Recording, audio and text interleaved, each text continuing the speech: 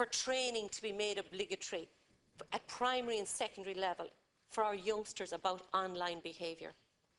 Listening to News Talk this afternoon, I was alarmed to hear that parents, in some cases of children of 7 and 8-year-olds, are signing up their children on Facebook. I mean, this is incredible behaviour. Some of our youngsters are doing what's called sexting, which means they're texting sexual images of themselves. If I could just finish on this point. I understand from the Gardaí this is a criminal offence and it could be placed on the sexual offenders list. The behaviour that some of our young people are participating in is inappropriate. Could we have the Minister for Education in here on this issue about online behaviour? That's dangerous and inappropriate. And thank you for your indulgence. A number of calls have been made by senators from all sides in this House to continue to focus on unemployment, and specifically a number of senators have asked for debates on youth unemployment. And I know the leader has agreed and has facilitated a number of debates to be fair in the area of jobs. And in that context, I want to welcome a report which was published today by the Joint Oireachtas Committee on Jobs, Enterprise and Innovation, which focuses on youth unemployment and long-term unemployment. And it makes 30 very clear recommendations on what government and state agencies can do to tackle the very high levels of youth unemployment we have in this state. I'm also undertaking a piece of work for the same committee to develop a jobs action plan for the South East, which the leader will know has one of the highest unemployment levels in the state at the moment. And it's very interesting that in Waterford City we have 25% unemployment, 35% youth unemployment, and figures that were presented to us recently of 48% of young people in Waterford City not even finishing secondary level education. So these are all very startling figures, and they will only be tackled and resolved if we put the resources behind the kind of policies which have been agreed at all party level by the Joint Oireachtas Committee.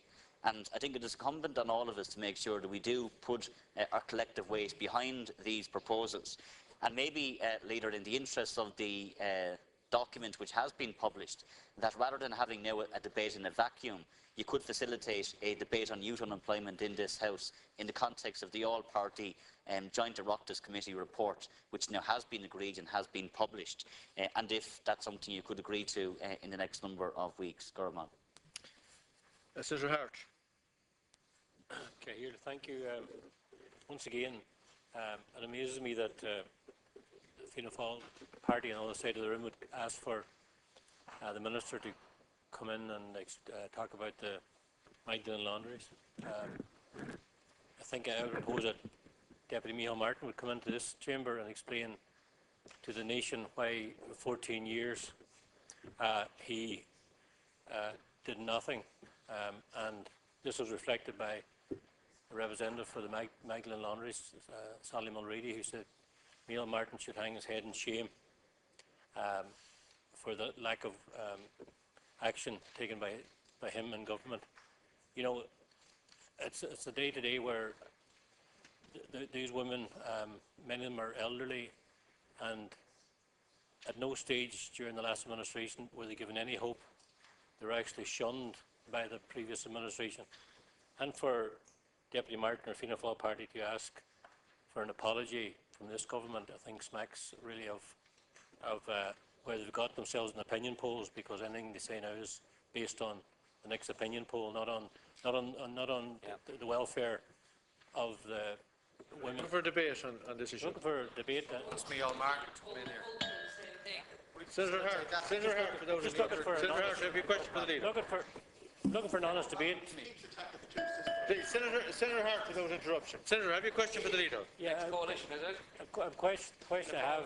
Senator Hart, without interruption. Yeah, that you asked Micheál Martin, because this is a massive issue for the country, why the previous government, and maybe on reflection, maybe better they did nothing with it, because probably would have had a 144th report or 145th report on it. So I think it will be a good day. It will be a good day that this is finally resolved, and it's, as a commentator said today, it's the beginning of the end for many of these people, and I'm glad a lot of them are still living, that we'll see this day. Senator Daly. Thank you, Cahill.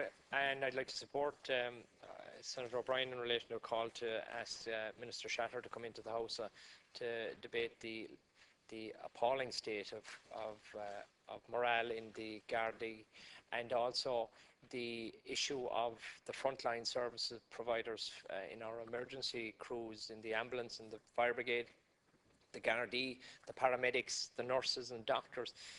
And what we see last night is only the tip of the iceberg in relation to what is coming down the line, because what the government have failed to realise is you cannot renegotiate Croke Park until you tackle the mortgage issue. Because when you start cutting the pay of Gardaí, nurses and paramedics, their ability to pay mortgages just decreases.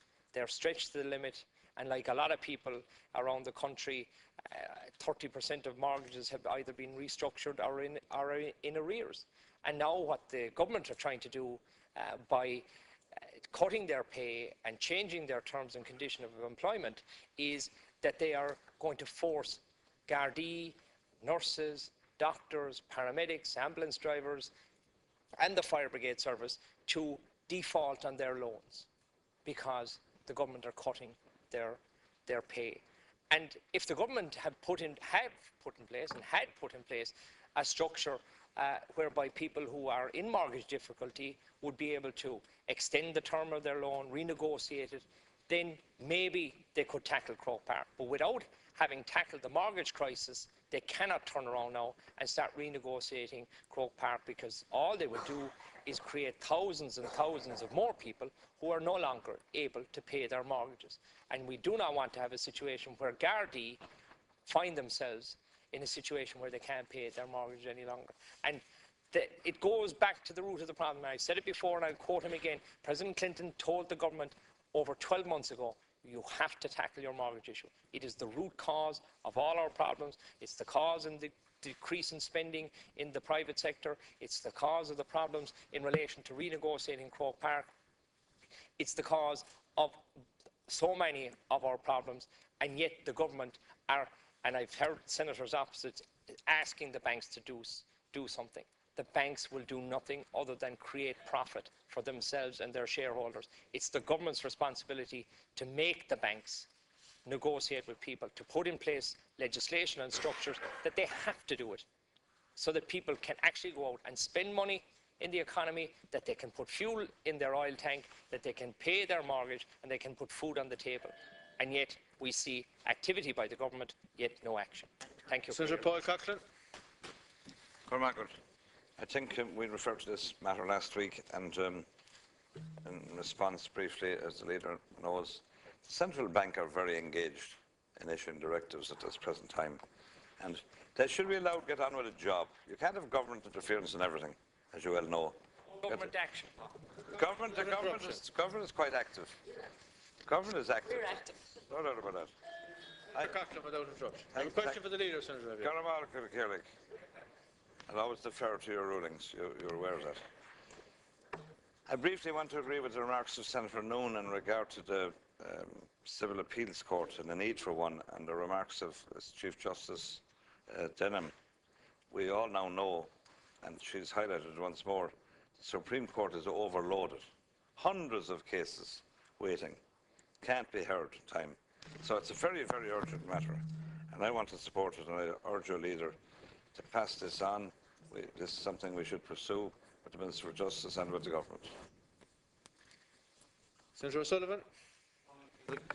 I want to echo the concerns of Senator Ronan Mullins in relation to the charges that are being putatively applied to private residence holders, because individual builders are in default of the development levies.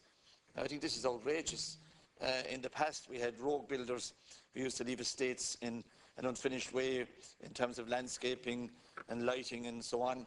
And then the councils, rather late in the day, introduced a bonding system whereby these developers would have to pay up a bond, and then the work would be finished willy-nilly if they went away. But I think county councils have been somewhat tardy in picking up and collecting development levies, and I think they should have been front-loading them. And in whatever is the case, I don't believe individual householders should be cut for bills in excess of 5,000 and 6,000 euro, as has been speculated in the media. And I would ask the leader to bring this urgently to the attention of the Minister for the Environment, I think, in the first instance. Secondly, and briefly, Cahill, could I ask the leader would he ask Minister Hogan to clarify what is the exact position now in relation to the Euro constituencies that will obtain in the European elections that are due next year? I know that the report that came in some time ago recommended no changes, but there have been some changes away from home since in relation to Eastern European countries like Croatia, who will have additional entitlements to seats, and that may impact very well on the configuration of the constituencies here in Ireland. So I would ask the leader if you would ask Minister Hogan to clarify the position and to bring in maybe a revised report in conjunction with the report which is hopefully due imminently on the local electoral areas. Mr. Kelly. Chairman, last week I called for a debate in this House on the whole area of wind energy and wind farm developments. And subsequent to that, the Sunday papers covered articles where they interviewed the heavy hitters in the Irish wind energy sector, who claim that there's absolutely no ramifications for living close to these wind turbines, despite the fact that they have gone up on size from 54 metres initially to 100 metres, then to 120, and now they're 185 metres high. And they're developing turbines that are 350 metres high.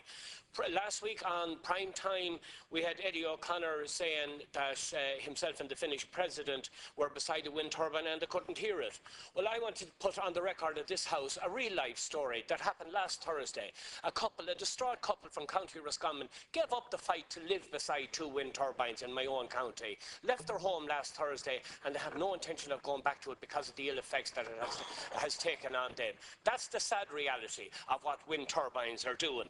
Instead of that, what we want, or what we hear from the likes of Eddie O'Connor, is take the turbines and we'll give you swimming pools. We don't want swimming pools. All people want is to live in peace and tranquility in their own homes, and I think it's a human right that they're being deprived of. So I want to ask the leader, can we fast track any debate we're having in this House with the Minister for Communications and Energy in relation to wind energy? Thank you. Senator Barrett. Yesterday, the Irish Times carried the story of the financial regulator moving to regulate the health insurance industry. I think it echoed sentiments here and indeed the cooperation of the leader in ensuring that this issue was tackled, and that's a hope for the future. We've also tackled the insurance sector and the banks and stockbroking. But in today's Irish Times, today's Irish Independent, Stephen Kinsler very strongly makes the case we now need to tackle the big four accountants who prepared accounts for Irish banks which showed them to be solvent shortly before we had to put 64 billion into the same banks. I could ask the leader that as he was successful in bringing the health insurance issue to the regulator's attention, would he join in ensuring that the big four accountants are investigated for their role in the disasters which we've been trying to cope with in the intervening period? Senator Eamon Coughlin. Most times when we stand up in the Seanad to speak, we speak about areas that are of interest to us. We speak about causes that we want to support or causes that we want to defend, whether it's the Magdalen laundries, industrial disputes, the bank bailouts, mortgage arrears, homelessness, health, cyberbullying, suicide, unemployment. They're all bad news stories, generally speaking, and stories that we want to help. However, I have a good news story that I'd like to bring to the Seanad today. A good news story that brings a lot of positivity to it. And it's in an area that's very close to me, and that was the opening of the Athlone Institute of Technology's indoor arena this past weekend by An Taoiseach. Whether you're young, whether you're old, or whether you're in between, like most of us here, you'd certainly be highly inspired when you walk in the door. To see the smile on the young people's faces, to see the awe in the eyes of the older people, and see how inspired the people are in between is quite moving. As you walk in there, it exudes everything in life. And I'd like to say and offer a serious congratulations to Professor Ciarán O'Cahan in Athlone Institute of Technology for his leadership, for his entrepreneurial skills, and for his ability to deliver something that we've been trying to deliver here in Ireland for the past 40 years. Now, I note the Minister for Sport and the Department of Minister Ring and the Department of Sport contributed to the tune of €750,000 towards this almost 13 million project. This is not about sports. This is all about the community. This is all about tourism in the area, to see the shops, the restaurants and the hotels who will improve their incomes over the next number of years is amazing. I just want to point out that Dublin is the only capital city in the world, perhaps, not to have an international indoor arena. And again, not just for sports. So, Leader, I would like to call on you, please, to communicate with the Minister for Sport, Minister Ring, Mrs. Varadkar, and perhaps all the other departments. Because in the past, they've said they'd look at it. But I'd like them now to commit to it in the very near future. In the next round of sports grants, I think it's very, very important to follow suit and deliver what Ciarán O'Cahán has done. So when we look towards Abbottstown, we're looking about dealing with physical literacy, health, tourism, and the well-being an arena like that will be to the people of Ireland and this capital city. Senator Walsh. I just want to make reference to the discussions that some senators have raised with regard to the negotiations on a replacement for the Croke Park agreement. And it strikes me as if there's a couple of the building blocks perhaps which are missing, and I've been encouraging the Minister to take action in order to try and address the huge cost of the public service. One of them would strike me as somebody who worked in management for most of my life and negotiated oftentimes with unions, that if you didn't put in place kind of the background reasons, you find it much more difficult to achieve the objective that is necessary. And I would have thought that there should have been some announcement with regard to benchmarking the various positions across the public service, including frontline public services, with their counterparts in other jurisdictions, particularly Western European, because I think that would enlighten the negotiations and would assist the process of negotiation. So I think that's one thing that I'd like to have actually seen happening. And I'm sure the department would have all that information. And I know that the late Minister for Finance, Brian Lennon, in fact, embarked on that in 2010 in order to benchmark those. Secondly, a lot of comment has been made by many of the people who are struggling within the public service, probably a negative equity in mortgages and that, on the difficulty they have trying to make ends meet. And I think that's something that needs to be recognised. And I agree fully with Senator Mark Daly. The whole issue of addressing the mortgage crisis is a real priority. I mean, it's really a sad reflection on these houses, on government and on officials in the relevant departments that 5 years down the line we're still talking about it. We put an insolvency bill through this House which still hasn't got the architecture that's necessary to give effect and to implement the various component parts of that. And until we deal with that, it's going to be very difficult to advance negotiations in these areas. And it would be very wrong if, in fact, it became the stumbling block, because obviously a proportion of public servants are caught in that, but many are not. And we can't pass on the huge costs of public administration to future generations. If we're to correct the huge deficit we have, I think we need to look at it in a much more enlightened, energetic and focused way than we're doing. Hayden. Thank you, Cahir. Look, like most senators here today, I am very hopeful that the Taoiseach will rise later today to give a full, unequivocal apology to the Maglins, not just the survivors, but to the families of those who have unfortunately already deceased, and that he will also announce that full redress and proper redress will be given to the Magdalens and to their families. I rarely find myself disagreeing with Senator Norris, but I'm afraid I have to partly disagree with him on this point.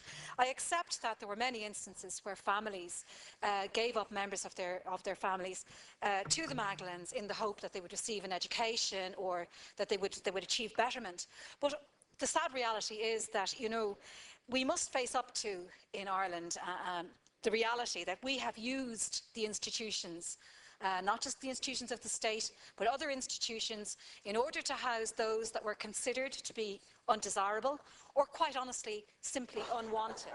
I'm talking about the prisons, I'm talking about the county homes, I'm talking about the institutional schools, and I'm talking about places like the Magdalene. In today, a discussion with Sean O'Sullivan on Open Ireland on a report, a review of the information and communication technology, ICT skills, demand in Ireland and future development in the ICT sector, which was produced for us by Deputy Senator Clune during 2012. So I'd like to welcome Mr. Sean O'Sullivan, MD of Avego, and also of Open Ireland, and your various team, which as well we have Mr. Joe Cunningham, Chairman Amon, with Mr. Paul Sweetman, Director ICT Ireland, and Mr. Colin Donnelly, FRS Recruitment, who was past Chairman of the National Recruitment Federation, to the meeting this afternoon. You're all very welcome here today and appreciate it. I know you're in today to discuss our own report, also your own initiatives and what you're trying to do as well through Open Ireland and other various projects you're in. So it's a general overview of the area, I believe, and get your opinions on that. So we welcome you for that and appreciate that.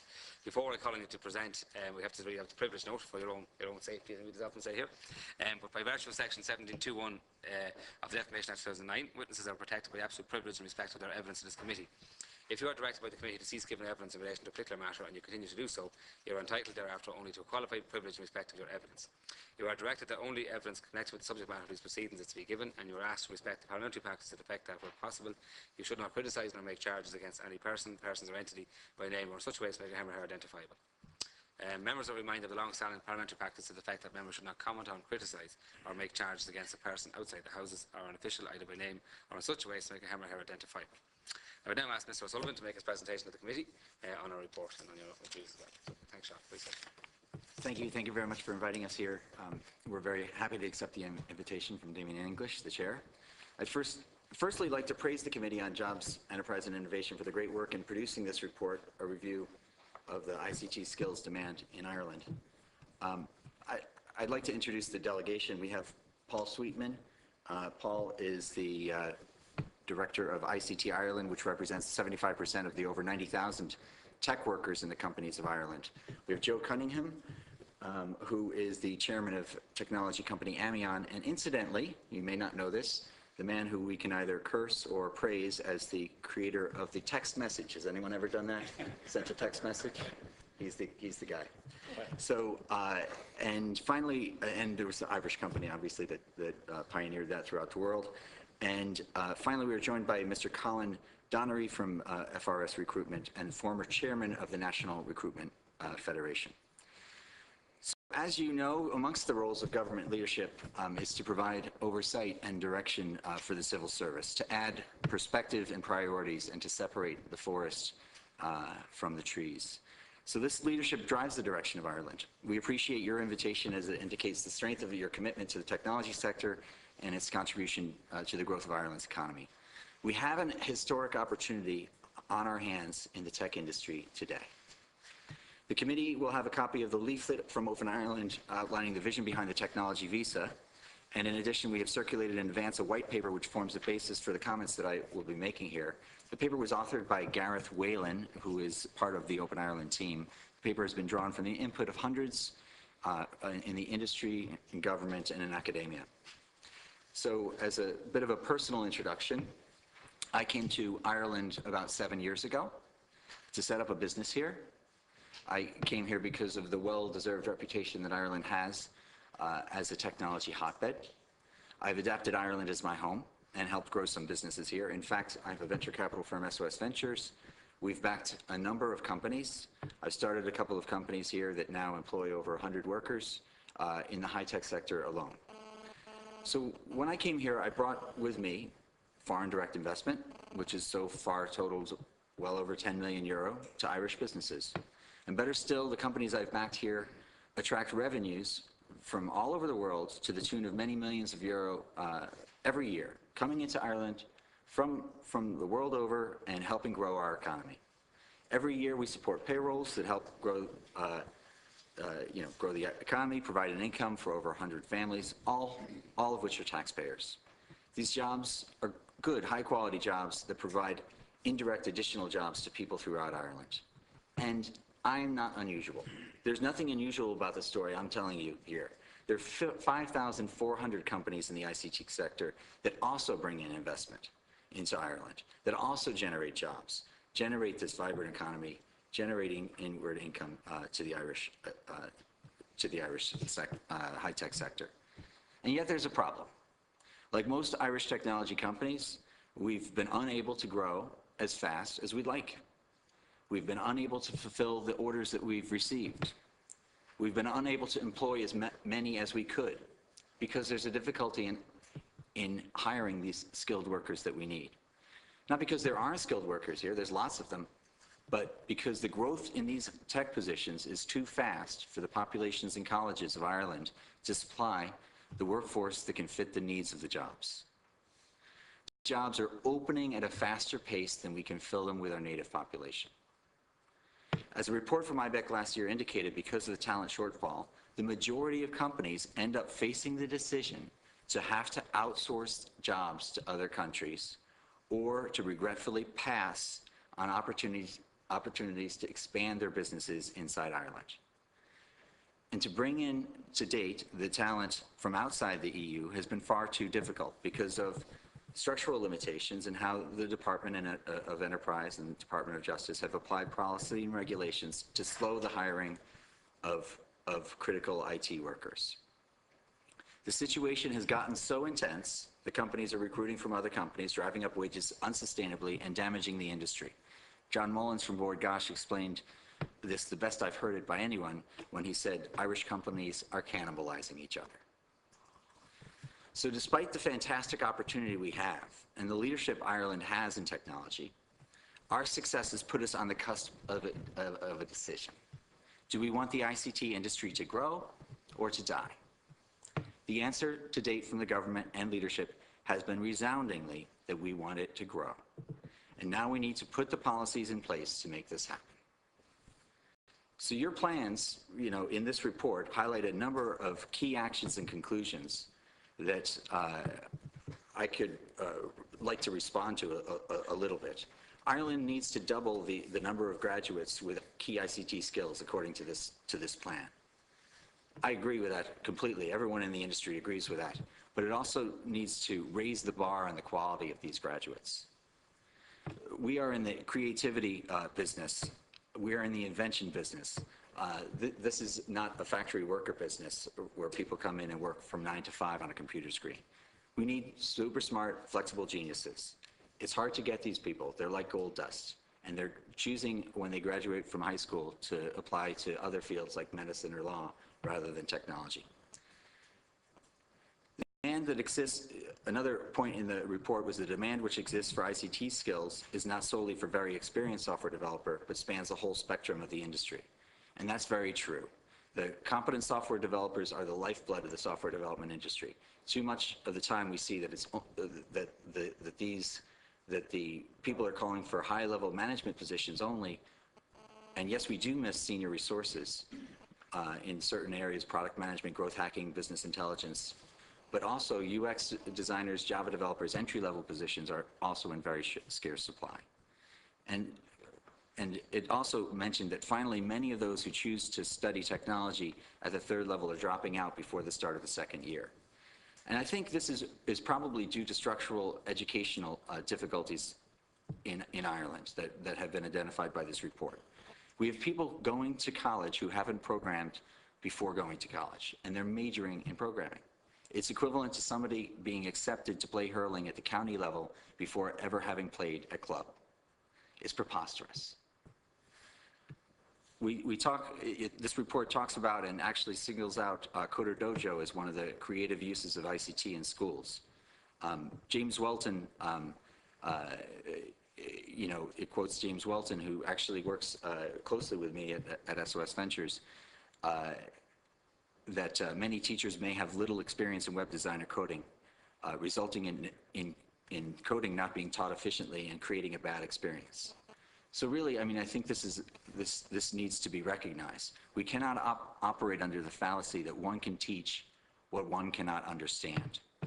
Could some secondary teachers teach coding? Of course, but it's impossible for many of them to keep up with the rapidly changing pace of coding.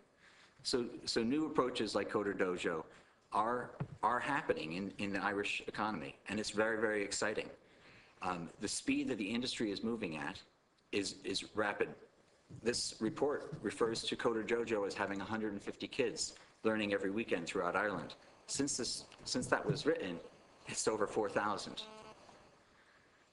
The good news here is that change can happen rapidly, much faster than the incremental change that we think can happen. It's sometimes easier to have a revolution than evolution. So that is, I think, what our challenge here in Open Ireland that we're bringing to the attention of the industry and to government. We can do more than just be competitive. We can excel. We can lead the world and become the go-to place for starting and developing high-tech businesses, the Silicon Valley of Europe. What needs to develop, we believe, is an atmosphere of openness where government goes on the offensive, and Ireland's national policy in recruiting and welcoming talented engineering, puts Ireland at a distinct advantage when compared to anywhere else in the world. We need to change our mindset. We don't want to be the worst bad country in the world at allowing in technical challenge.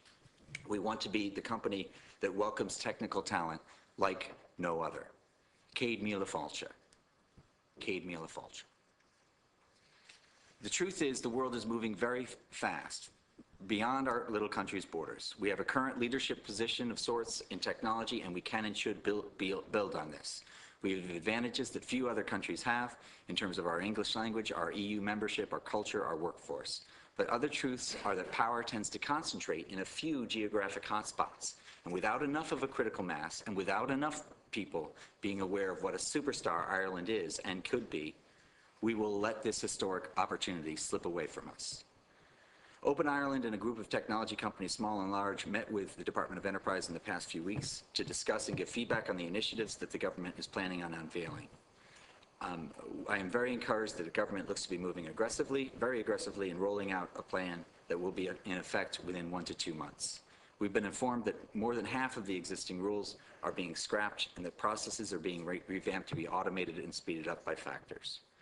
So we have some specific recommendations which we can answer your questions on, but I just would like to thank the committee for inviting us in front of you today. Thank you. Okay. Thanks, Sean. Appreciate that.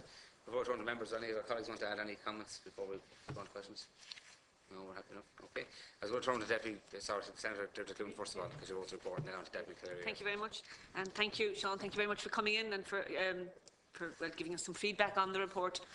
And as you point out, this thing is moving so quickly that indeed every month we need to update it. And I think the committee has agreed that we would keep all the proposals under review and constantly challenge the proposals and make sure that they're implemented or that they're acted on and responded to. Indeed, before Christmas, a number of months ago, we did have both ministers in, Minister Bruton and Minister Quinn, on the whole issue, and particularly we raised with Minister Bruton the issue of the technology visa that you have been championing and pushing for. I think he had, in his comments at that stage, he had actually moved closer to the whole issue, moved further on in introducing such an issue, and he's going through the process himself. But I agree, it's slow, but it's something that we are committed to. We think it's very important. As you say, it's about bringing the excellent skills here to this country that in turn will feed out to developing for further jobs and attracting our own graduates into providing jobs in that whole area. And you've outlined it very well in the submission you've given us here. So just on the just 2 points you've raised, I think there's a lot of issues. I'm sure other members will, but you mentioned about the quality of our graduates, but you didn't expand on it. If you would, please. I think that's something we're very conscious of, and indeed, with the point about dropouts in our third level sector, that's something that we had asked that would be looked at and examined, and I think the third level sector themselves are examining that. And also the liaison that you would have with the third level sector, are you happy with that? Is there enough dialogue, really? Because it's something that we came across actually in the report as well, that needs to be more communication from that point of view. I'll probably turn over some of that to some of my colleagues, but in terms of the first bit, in terms of the quality of the graduates, the quality of Irish graduates of technology universities was unparalleled in the 80s and 90s. It had a fantastic reputation as some of the best and brightest of Ireland went and chose these fields for study. that trend changed dramatically, and even as you point out in your own report, Ireland has now become the 26th of 30, I'm not sure how many total countries in the EU there, 32. 37. Unless you know something we don't. It does change so rapidly, but 28. okay, so it's 28. But you know, that's not a great start. So if we at our primary level and at our secondary level aren't producing the quality that we need to have at the third level, that's really a fundamental that we need to address. I think there are things that many people are doing in that area. There's some things I'm trying to help out on in the area of the Khan Academy and introducing the Khan Academy to Ireland, etc. But the opportunity here for Irish universities is for them to respond to the needs of the job market. But it's really a question of parents. You know, where are parents directing their children? You know, where are we as a society, you know, directing our children to study? And the whole, there's a number of issues here that are very broad, too broad for me to address. But I do think we do need to be selective. We do need to be recognize that these most talented positions are really in the top 5% of our graduates, rather than at a lower sort of cutoff level. It used to be 2-3 years ago you could get into Trinity by being in the top third of your high school graduating class if you were applying for engineering. That's not selective enough. The top design engineers are really going to be much more talented than perhaps just a little bit above average of the high school average. So we should be looking to get, you know, really super talented people to apply to this, and that we're only going to do that if they have the background in the math skills that we are so sorely lacking currently. Coder Dojo, I think, also helps tremendously in bringing up the level. In terms of the interface between industry and technology, Paul, would you like to universities? Yeah, I mean, just on a couple of points on that latter question. So in January 2012, there was a joint government industry action plan launched, the ICT action plan with Ministers Quinn and Bruton. Now, there was a whole series of actions within that, and one which is quite strong, which directly addresses the issue you're describing, is the Foresight Group. And I think it's a good beginning. It brings industry leaders along with academic leaders to discuss what the relationship is required to deliver the courses for what the company's needs are over the coming medium to long term. And that's highly populated with leaders from the technology industry. On the other side of that, and it reflects what Sean is saying with regard to the image and careers within the sector, I think over the last 18 months we've seen quite a shift in terms of the perception of the technology sector. It's now seen as not just a very strong sector for jobs, but a very strong sector for a good career. And we see that in the CAO application rates that have increased anywhere from 20 to 60% in particular colleges. So I think we're moving in the right direction with regard to creating a larger pool of graduates available for the sector. And I think with regard to quality as well, certainly the Foresight Group will be a powerful vehicle to try and influence change. Okay, Deputy Derek Leary. Welcome the delegation in, to welcome Sean and his crew. Thank you for all the work you've done, you know, just promoting this outside of these halls. You have answered many of our requests to go to meetings everywhere to try and speak about this. Just a couple of things. You seem more comfortable or more happier now in relation to progress on the tech visa maybe than you were previously. Are you happy to think that this will be done and dusted by Easter, by summer, from your meeting? Yeah,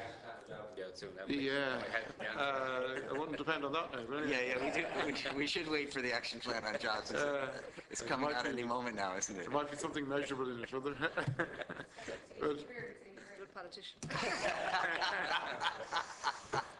So you're happy that it will be in the action plan for jobs, but there's no delivery date as such? Yeah, Joe, you were sitting in with the Department a day ago. Our sense was we'd get something by the beginning of the next quarter. I think we've been really positive recently about the department and how responsive they've been to green card applications. But the problem we have is it needs to be really predictable. So we go and make offers to people around the world.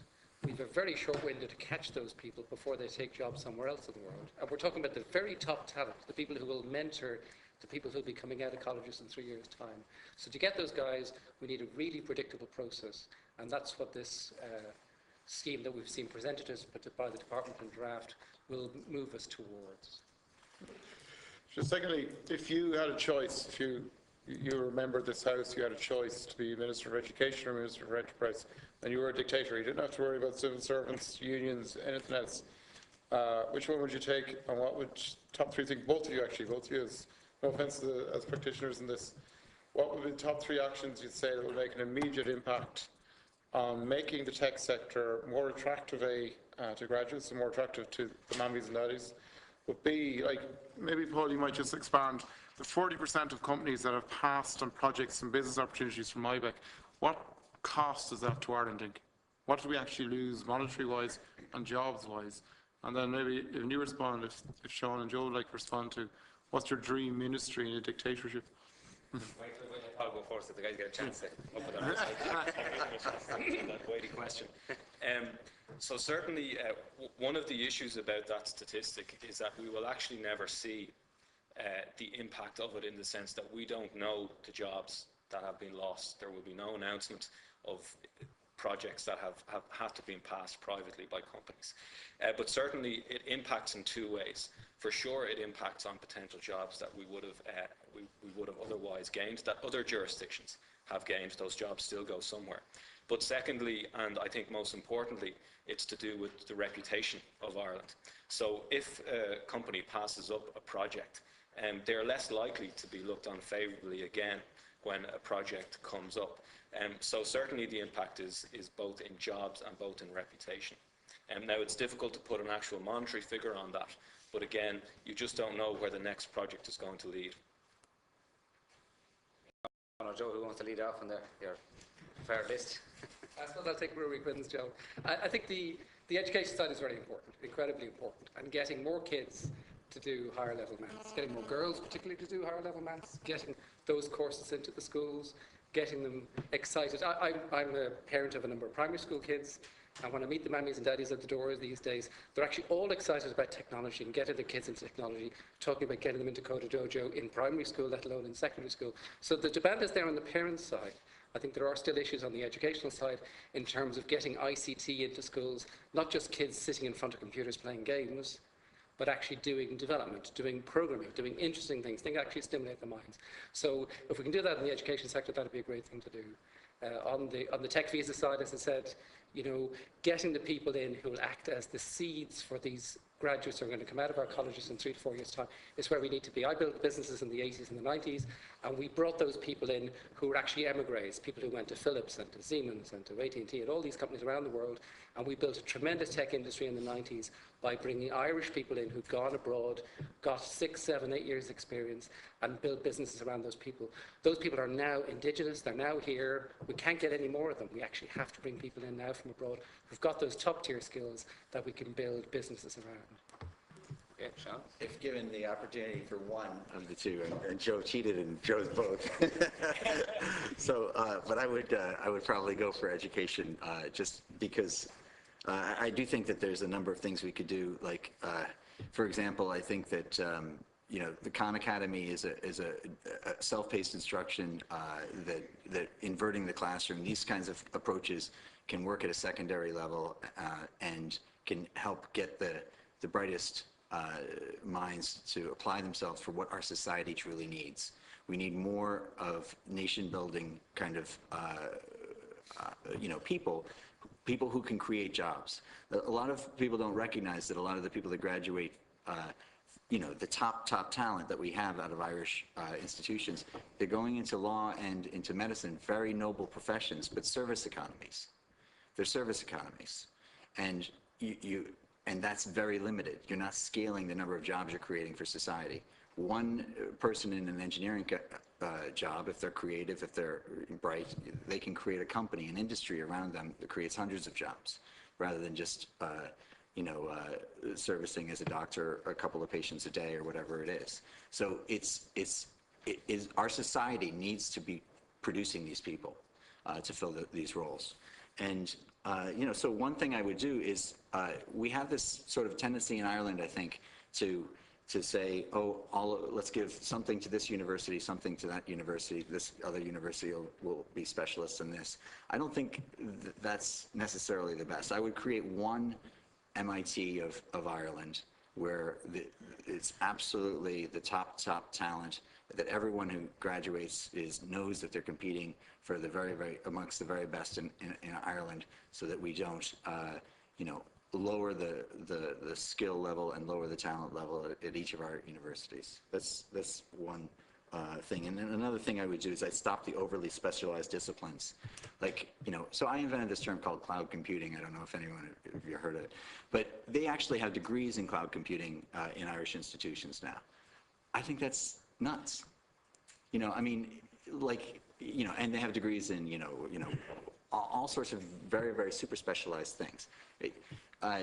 It's not that those aren't important industries and important specialties, but in the rest of the world, people have degrees in electrical engineering, or they have degrees in computer science, maybe with a specialty or concentration in something.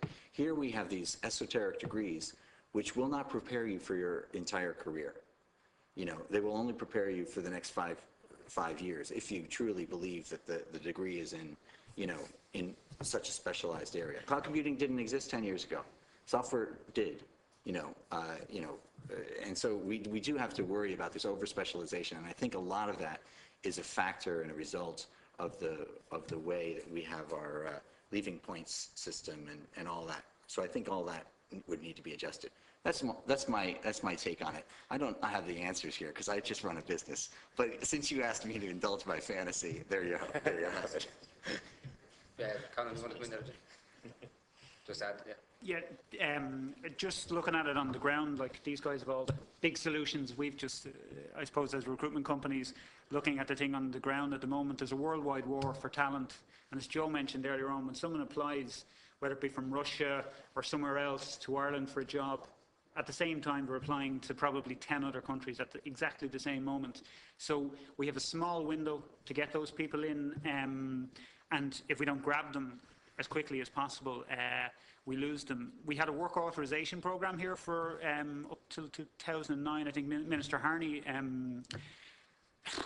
got rid of it, and it was a huge problem at the time because we hadn't actually lost any IT jobs at that point. Yes, we were losing jobs in other areas, but that allowed us to get people into Ireland within about 2 weeks.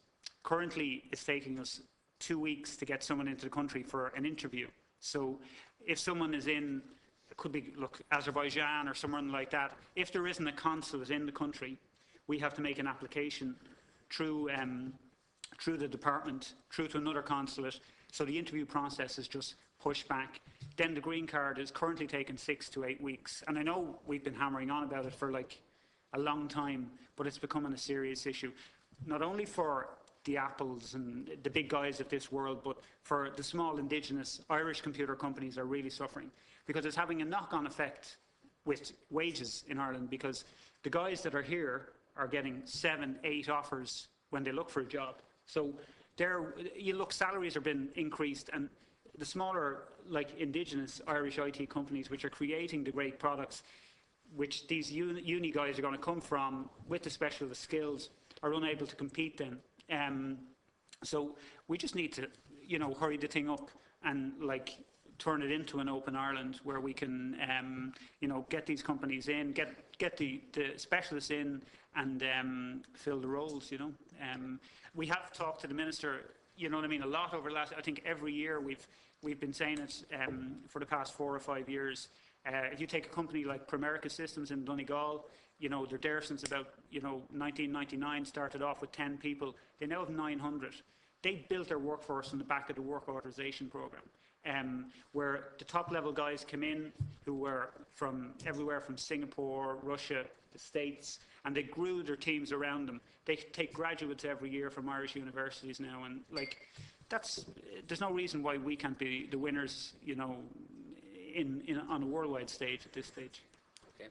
So before I go to that, Colin, Sean, just go back to the cloud computing course, we'll say. One would have assumed that you were a consultant about that.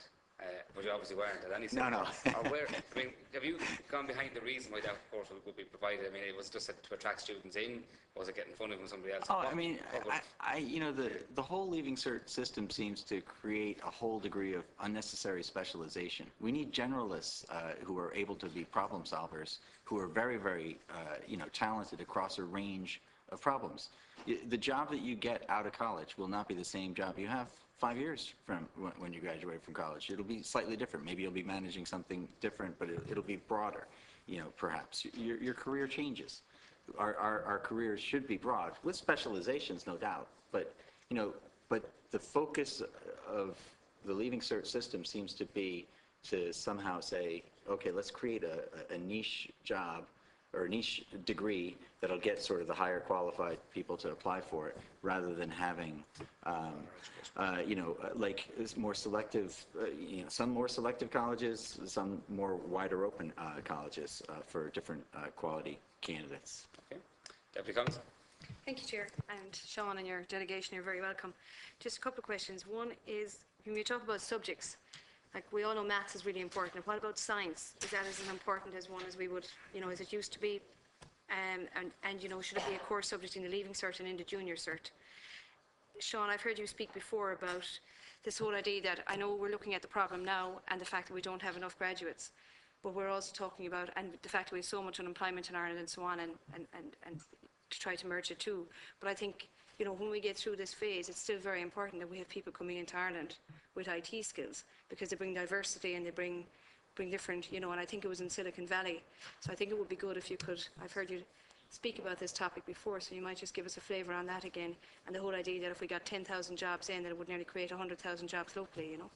Yeah, so the general, like in Silicon Valley, for example, 40% of the residents of the town San Jose, which is larger than Dublin, were not born in the United States. You know, they were not even born in the United States. In Silicon Valley in general, they quote numbers which are about half of the companies are created by founders that were born outside the United States.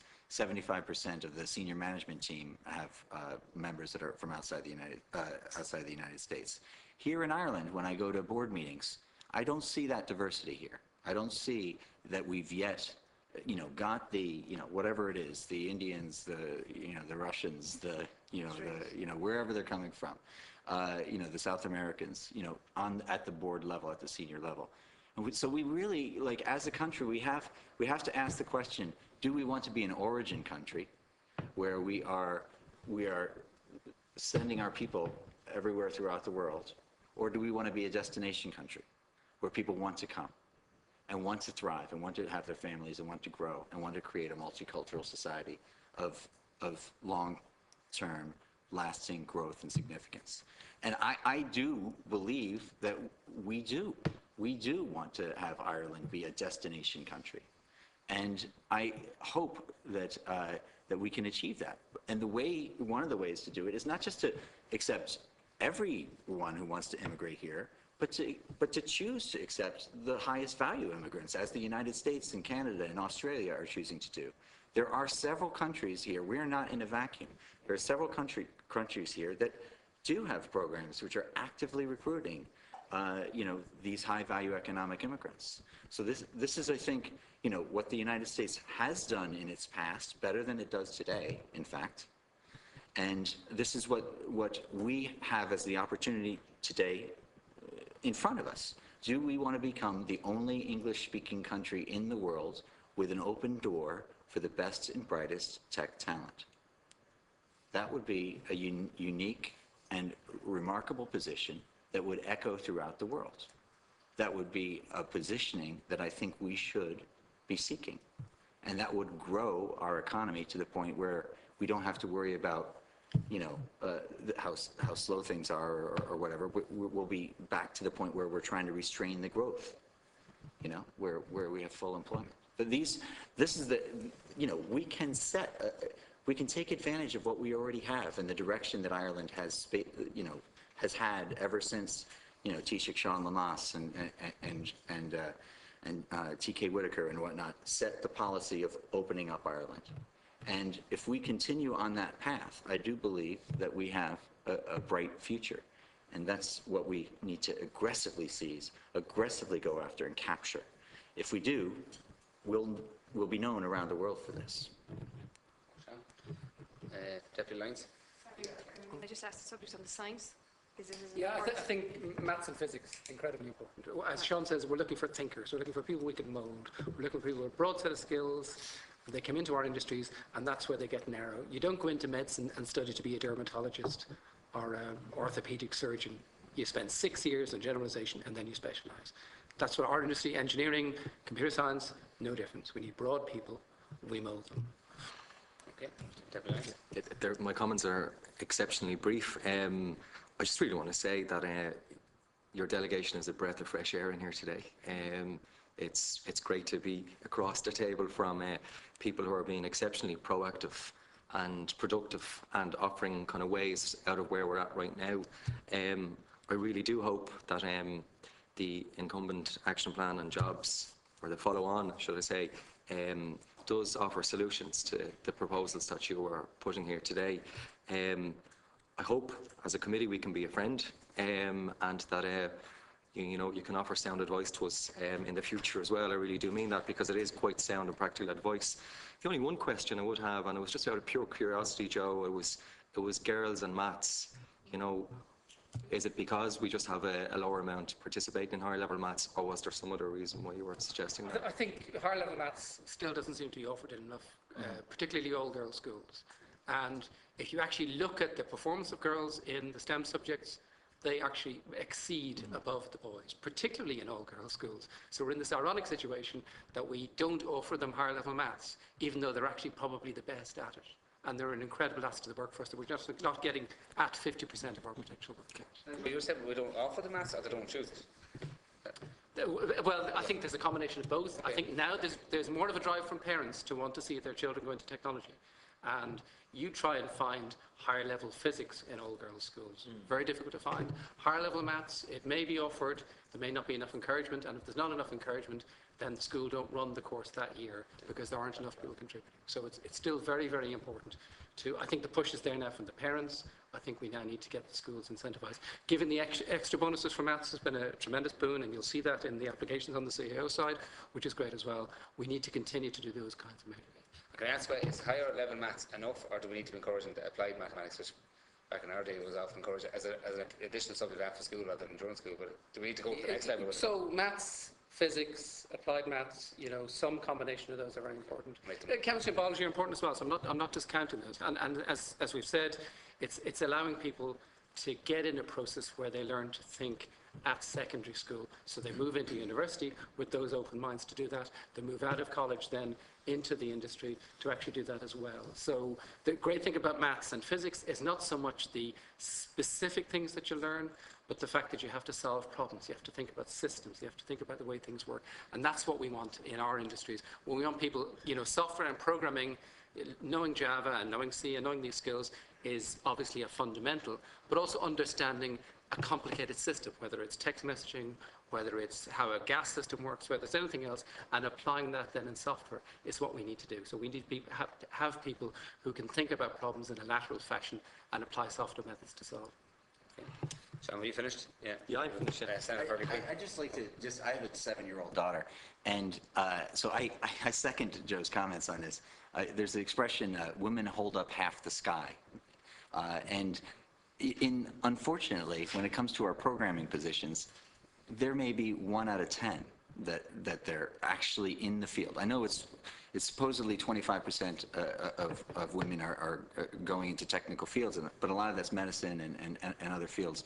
That's not in the software high-tech area, and we would really love more of it. We see it in some of the areas of design, and we do have several women in our position, but we'd love to see more.